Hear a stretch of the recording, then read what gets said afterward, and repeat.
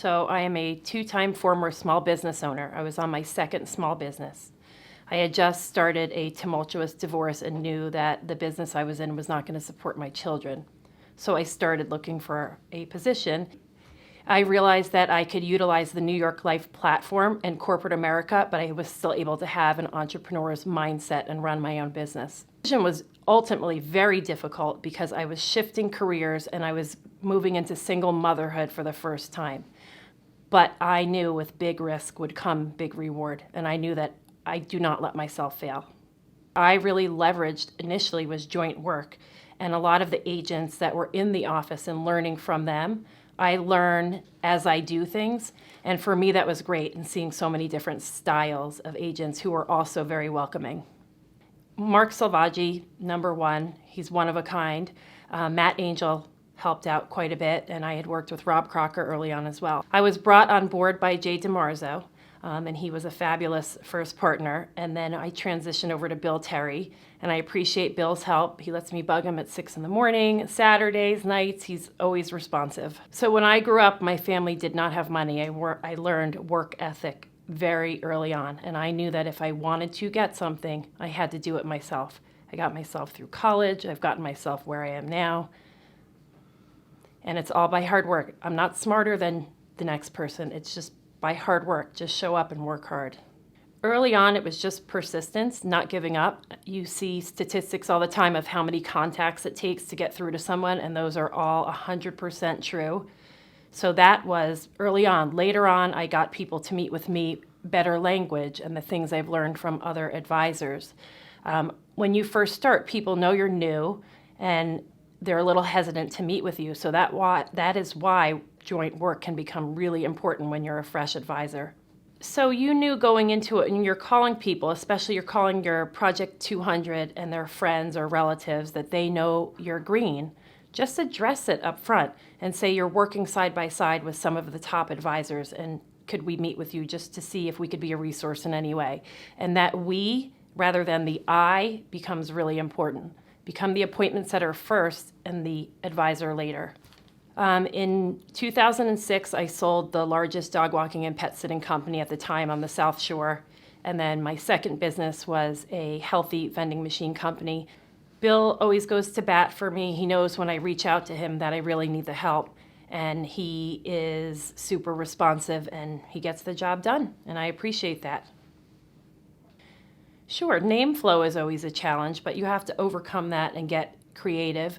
Once you work through your Project 200, then what? You have to work your COIs and your referrals and your lead sources. So I've used my own personal experience to leverage clients. I could speak really well in the divorce market. I founded a networking group that we meet monthly for divorce folks where we get together personally, professionally. I was sole owner of my past businesses, but here, finding what your strengths are and leveraging those and finding somebody who is strong at the things you're not is really important. So I knew the way that I could learn best early on was with joint work and working with different advisors. So that I did, and I didn't put all my eggs in one basket with one person. I did joint work with numerous people to learn different styles. And over the course of that, it just evolved a natural partnership with Mark. I was really good at things he wasn't, and vice versa.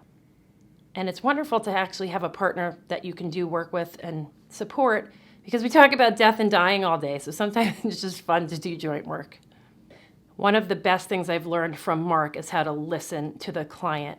I've also learned language and stories and analogies which resonate with clients rather than just telling them about products. My planning is so much better off personally for me than it would have been if I had not come here.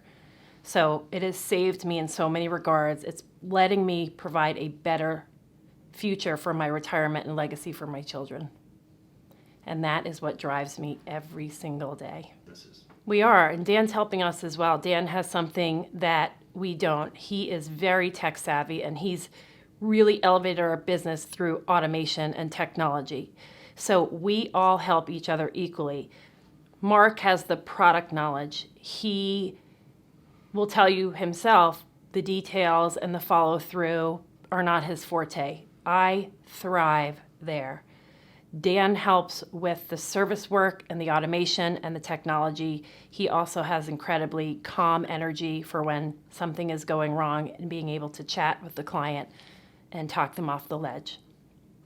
I mean, there's not a day we don't crack ourselves up and laugh hysterically, which is always fun. You don't want to be in a situation where it's just monotonous and it's the same thing. You have to phone every week. That is tried and true. What I have always found that works for me are Thursdays and Fridays later in the day. People are in great moods. They're coming off hard work weeks, and you can lead with that. Hey, happy Friday. You just always have upbeat energy. Stand up, walk around the room, whatever it takes to sound upbeat. Don't give up. People call people 3 times and then they're like, oh, I don't want to bother them. If you have the mindset you are bothering someone, you are in the wrong profession. We are helping people. And people who don't want to meet now, it's just a not now. It's generally not a never. That's few and far between. If you want to make it in this business, you got to push yourself. You got to work hard. My day is not 9 to 5, ever. So Mark and I also knew we had to get better at managing our technology and utilizing Sales Central. We knew that was a weak spot and that we could leverage it more. Dan Haddad has been crucial in that. He drives us to be better. He's our point person, and we've started to centralize all of our clients and data. Well, I have 2 kids, so I'm in the community all day, every day. You don't have to talk about what you do professionally all the time, but it absolutely comes up and people start to ask questions. So just make it conversational. So I have learned early on that they will meet when they are ready, but it doesn't hurt to self-endorse in the meantime.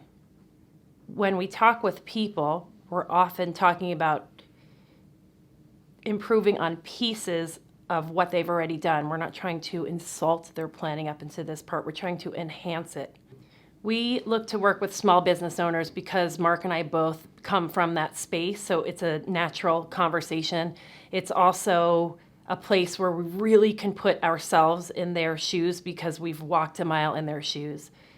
We would both be better off as business owners if we knew what we knew now, using in our old businesses. The other thing that we've starting to do more of is long-term care. I think with our age, Mark and I are similar ages. That's a natural market for us. That's something that's top of mind for us, and we speak to it. COVID was a huge topic of conversation that started conversations about life and death for people, and it was a natural progression into life insurance. So we really leveraged that. We were getting calls all the time. And not having to go physically see clients, logistically, we were able to fit so many more appointments on the book. So I think the best way to ask clients for referrals is just ask. It's not rocket science. Hey, you know what I do now. Do you know anyone else that might need my help? Simple as that. You have to get people to like you. And if they don't know you, they're not going to like you in the first 5 minutes they talk to you and want to buy all types of products from you. Each person has a role on the team, and we stick to our lane, and we all do it really, really well. Absolutely. No, it's not always the same thing. Roles can change from one client to another. We also have to feel out that client and see where it goes. Sometimes clients like dealing with Mark better. Sometimes they like calling me. It just depends on the client. One of the best pieces of advice that I was given early on was get your securities license done right away. So I did life, health, SIE, 663, 5 in a row. Did it stink? Yes, but it's done. And now I can sell every product that we have. It's not the same day to day, so that's really interesting. It has great flexibility. But the biggest thing is I enjoy working with Mark and Dan. They're great. I've been at another thing that I find wonderful is I really truly believe in our products and what we do. I really enjoy being in the office and learning more from other advisors, the camaraderie of the everyday show up, the everyday successes, the everyday failures. We share all of that. We put it all on the table and we all learn from one another. My clients know that I have excellent communication. I will always call them back. I will always show up. I will always get them the information they need and the accurate information. They appreciate my persistence because life gets busy and they know that this is important, but we all have those moments where you just don't want to tackle it. So they do appreciate that I bug them in a gentle manner enough to help them get this really important planning done. Fearless. I'm not afraid to call anyone. And he knows that about me. So early on, that's how I gained success. I just booked appointments. I knew that if I built it, they would come. If I could just get appointments, I could figure it out. And I was able to get appointments. I'm good on the phone. I think a lot of it goes in back to just not giving up. I'm great on the phone because I put myself in their shoes. Maybe it's not a good time when they pick up the phone, but I ask permission to call them back and what's a better time. And I don't give up until somebody actually tells me no. And even then, sometimes I still push a little. Not just phone and email. Sometimes you have to do something creative, whether it's leaving somebody flowers or if it's somebody big enough that you've been after for a long time, just figuring out is where they're going to be and maybe just happen to bump into them or send something in the mail. Just something to get their attention. I'm not talking about gifts. I'm just talking about attention-getting strategies. Yeah, sometimes a different voice really helps with calling a contact. That's why the teaming approach is great, because if you're finding a dead end with someone, you flip it to somebody else and see if their voice gets through, and a lot of times it does. One of the things that makes me successful is that I am hungry. I am never comfortable thinking I have made it. I just keep my foot on the gas. I never, ever, ever worried about what level of business I was going to produce. I just knew that if I showed up and I made phone calls and I booked appointments, that I would be just fine. And here I am. You can't do this job 50% of the time. I know certain folks come into this thinking this is a part-time gig. This is not your part-time gig. If you give it your all and you keep going, you will be successful. But that's the mindset you need to have. That's just who I am. It's really funny. Somebody said to Mark and I, you guys are really lucky. And that's not the way we look at it. We are very fortunate to have this opportunity, but when our cars are the first one in the parking lot and the last one to leave, that's not luck. My previous experiences as a business owner have made me the most successful in this business. And the reason why is because you learn so much from your mistakes, and I've had the privilege of making a lot of mistakes in past businesses, which helped me be more successful here. Yeah. On our team, everybody pulls their own weight, otherwise they wouldn't be on our team. And we all have the responsibility on each case, and we're incentivized to be the best at what we're good at. Yeah, I mean, I have to give a shout out to my children. They watch me work this hard every day, and I think that has become a great role model for them. All of this sacrifice is for them. So when I show up here, it's for them.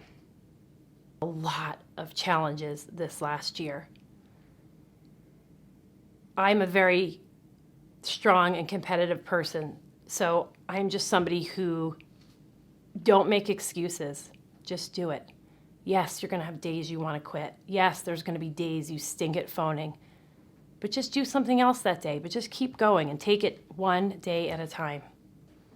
I am a major creature of habit, which is fundamental in my business. So I will phone every week. I will organize my business in my A clients, B clients, C clients every week. All these routines help me prioritize and figure out what needs to happen next. I'm a big believer in energy and positive energy, and not in judging anyone else, but in yourself. You have to believe in yourself and know in your core that you can do this.